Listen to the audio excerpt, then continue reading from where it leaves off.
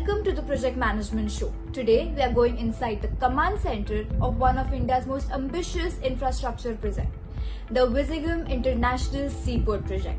Let's go meet the team and understand everything in detail.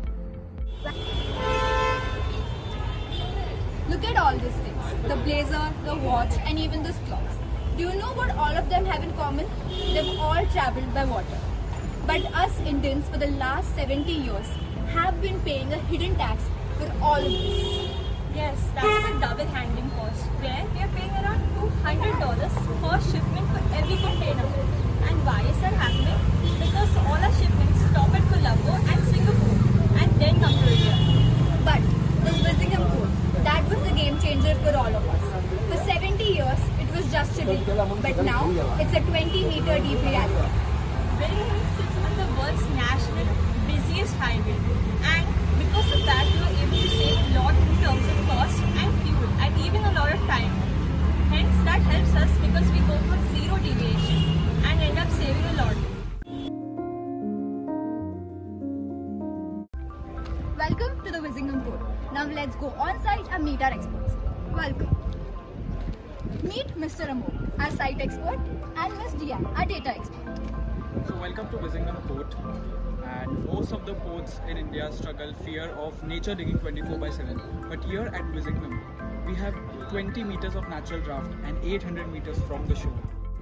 We are talking a 3,100 meter breakwater, a 800 meter port capable of docking 2 mega ships, and a 700 meter turning circuit.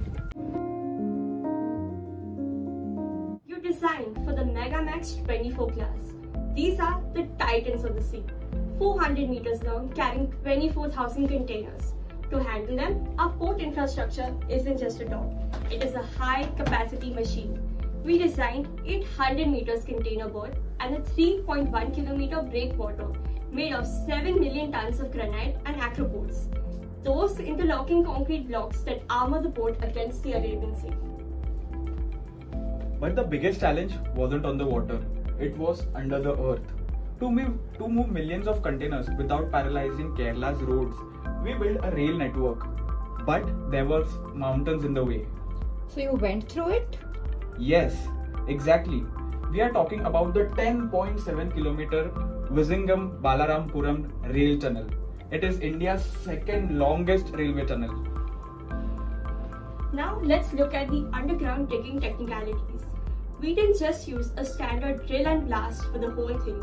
We utilized the new Australian tunneling method, NATM. Yes, NATM is designed as you go. We monitor the rock stress in real time. As we dig through the hard crystalline rocks in the hard granite mode, we use shotcrete and rock bolts to stabilize the crown as we move deeper. What's the margin for error when you're digging a tunnel that deep to meet a port this large? Mathematically, zero. We used a 3D laser scanning and BIM, that is Building Information Modeling, to ensure the tunnel alignment meets the port's rail yard with millimeter precision. If the gradient is even off by 0.5%, the heavy freight trains won't be able to climb out with 100 fully loaded containers. We also had to manage the water table. Digging underground near the coast means fighting hydrostatic pressure.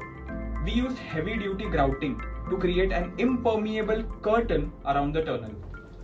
From a logistics standpoint, this tunnel is the port's jugular vein. It allows the double-stack container trains. That means one train does the work of two, slashing our carbon footprint and making this turnaround time competitive with the Singapore. Building superpowered ports is not just about moving rocks, it's about moving data. So tell me, how did you do the analysis? Come, let us explain this to you through Perl.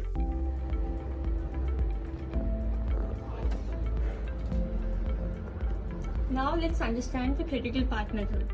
It starts with activity A and B. First, that is the planning and the site survey. But without land acquisition, we can't even touch the water. These are our predecessors. But the real challenge is activity D, breakwater construction. It's the bottleneck. Everything else, dredging, the terminal, even the electrical work, is waiting on the wall of stone. That's the beauty of work. If we look at the formula, it gives us an expected time. Because when we take the most likely time, we have the time as 1450 days. But when we account for the pessimistic time, that is 1650 days in case of monsoons, the formula gives us an expected time of 1458 days. Once the breakwater is stable, we trigger activity E, dredging.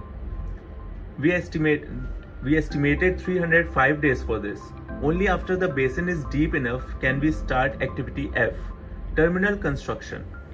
From there, the path splits. We do the equipment installation, that is G, and the electrical infrastructure, that is H, simultaneously. But they must both converge at activity I. So that is why it's on the critical part. By adding the TE of every critical activity, we get a final verdict, that is 3,295 days to go from a dream on a map to a mothership, docking at the pier. CPM tells us what to do next. PER tells us how much we can trust the calendar. So that is how we came up with an accurate timeline for our very huge project. 20 meters deep in the water and 10 kilometers deep underground the earth. This is a structural backbone of a superpower. The blueprint is financially sound. Ford is more than just a bank account, it's a machine. Mr. Raji, how do we actually convert a 20-meter deep hole in the ocean into a physical logistics advantage? It's about velocity arbitrage. Depth brings the ship here, but speed keeps them coming back. Diann, why don't we explain her the design? In traditional boats, we lose hours shuffling boxes to find the right one. We've eliminated that by applying the staging strategy. Staging.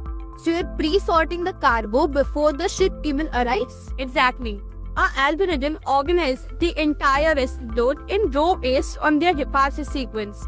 We've effectively eliminated 100% of estimated shuffling. We've isolated the yard operations from vessel operations entire day. Which means the trains never have to dig. That's the first pillar to our efficiency. But speed at the yard is ruthless or the cranes are slow. What's the real world application though? That's the multi-modal synchronization. If you look, our moves per hour in phase 1 target was 25 feet, but our automated planes are currently hitting 28 moves. That's a 12% operational gain. In real terms, Anuli, that decreases the port turnaround time, the PGDM, by a full 6 hours. 6 hours. It sounds small, but in global shipping, that's our logistics alpha. If a ship gets back on the shipping lane 6 hours early, the liner saves thousands in fuel and operational costs, that is vessel operating cost. But the velocity doesn't just stop at the pier. Look at the Fender line conduct. The 10.7 kilometer rail tunnel. We have heard about the engineering, but what is the logistical application? It's the intermodal shift. We are pushing for a 70% rail to road split. Because of that tunnel, double stack trains can exit the port immediately, bypassing all postal load. So the strategy is complete. You use the deep draft to bring the ships in and the conduit to send the goods out. This integrated system is what actually reduces India's national logistics cost. Deep, automated, that's applied potential. And that is how we reclaim Indian position. We have seen the physical scale, Aryan, but a blueprint is not only as good as a bankroll, as strategical. Tell me, we are standing in nearly a front of 9,000 crore invested project. For an average Indian citizen, is Vizhinjam actually viable? The viability isn't just a projection, it's a structural alpha. We have engineered this financial model for long-term resilience. If you look at the capital cost, we break down how the 8,867 crore is allocated. 8867 crores. And I see Adani's private commitment is over 4,000. Exactly. Now look at where the investment goes. This isn't just one monolithic cost. The government funded the initial breakwater, rail link, and land acquisition. Over 3,620 crore. This isolates the high-risk, non-operational capex. That is standard landlord model efficiency. It ensures the government holds the critical infrastructure while the private operator maintains the operational cash flow. Correct. That grant actually means while the private partner committed 4,080 crore, their adjusted private equity invested, their actual exposure was closer to 2,445 crore. That VGF funding accelerates our equity payback period to just 12 to 14 years. A 12 to 14 year payback on a 40-year concession, that is a fantastic spread for a major infrastructure asset. It optimizes the time value of money. But Anuli, here is the true strategy guru's verdict. We weigh the cost of capital, currently a benchmark of 9% to 11%, against our private equity IRR. We are looking at an IRR of 13 to 16%. A private IRR exceeding the WACC benchmark, that is the definition of viability. Precisely. The positive spread gives us a total definitive national economic IRR of 15.2%. The math doesn't just work. It ensures that the strategic gain for India is perpetual. So it's not just a deeper harbor, it's a deeper perpetual economic anchor for the nation.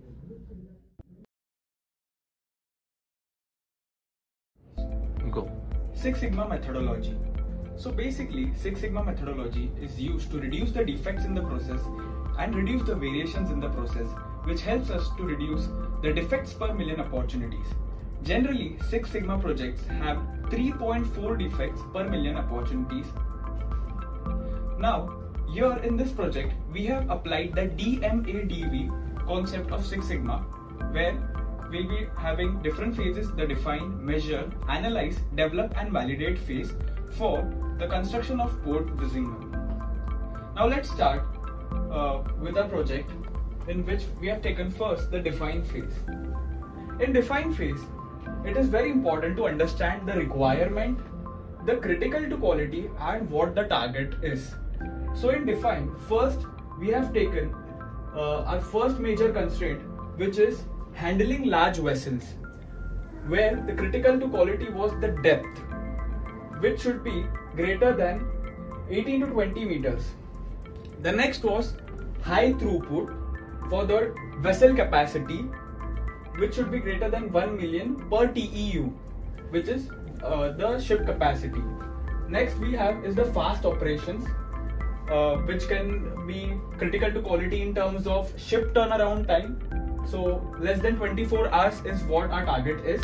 And the next is the reliability, which means that the berths should be available whenever a ship comes to the dock, which should be 95% uptime. That is 95% of the time the berth should be available. In the measure phase, first we have the geotechnical boreholes. So in this, we had to measure the seabed conditions. Are our seabed conditions efficient for construction under the sea? Second, we have the wave climate analysis, where we understand the behavior of the water, which is another important part for construction of such a huge port. Another, we have construction process. So these includes the major KPIs, which have the cycle time per rock placement and the efficiency of our cranes, which we are going to use for the project, and the dredger productivity. Then Go. So in the analyze phase, we'll be analyzing various parameters. So first one is the engineering risk analysis, in which we are using the FMEA technique, which is the failure mode and effect analysis. So here we are analyzing the different failures of the cranes, the slopes, breakwater, etc., which helps us to plan the different phases accordingly of the project and analyze how impactful a particular failure would be. Next is hydrodynamic analysis of the sea wave currents, which is another important aspect for planning of different equipments to be used in construction and piling work. Next is the bottleneck analysis, analyzing the transport, logistics and other critical factors. Another is statistical analysis for understanding the productivity rates of the labor, equipment, machinery, and different forecasts for when the project will be actually completed. Next, we have the design phase. Design is an important phase in which the different designs are being worked upon so that the project is carried out smoothly. So the first is breakwater design.